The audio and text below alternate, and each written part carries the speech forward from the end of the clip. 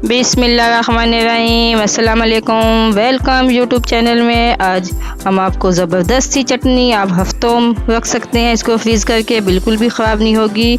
ज़बरदस्त सी एक चटनी बनाना सिखाएंगे, बहुत इजीली, बहुत शानदार बनती है और खुशबूदार, जायके में भी बहुत ज़बरदस्त बनती है।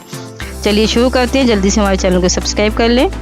जिनमें मैंने 3 अदद टमाटर लिए, इसको एक जाली पे हम इसको थोड़ी देर के लिए रोस्ट करेंगे, पका लेंगे। ये देखिए, देखते जाएं, ऐसे इनको जला लेना है।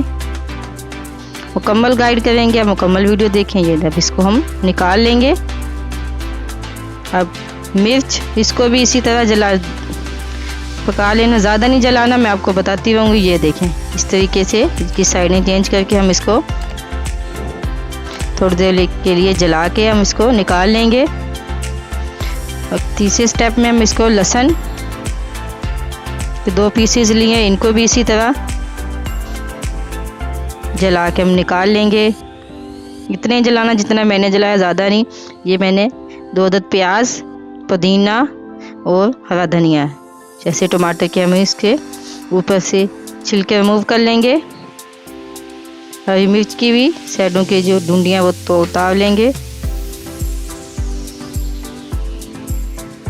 ये लहसुन है, इसको भी हम ऐसे छील के सारा निकाल लेंगे। अब एक ग्राइंडर में हम इसको ग्राइंड कर लेंगे। आप चाहे तो आप कूट सकते हैं, सिल बट्टे पे पीस सकते हैं आप हाथ की मदद से। देखिए, मैं ग्राइंड कर रही हूँ,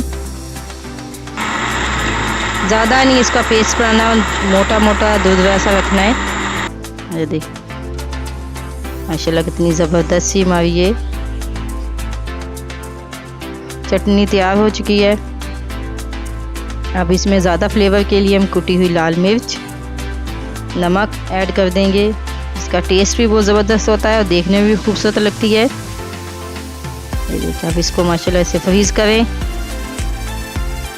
1 हफ्ते के लिए आप फ्रीज़ करके रख सकते हैं। आपका जब दिल चाहे आप खा सकते हैं। आपका हाजमा, मैदा, इसके लिए बहुत ज़बरदस्त सी चटनी है और जायके में वो टेस्ट होता है, आप गोश्त को भूल जाएंगे अगर आप ये चटनी एक बार ट्राई करेंगे।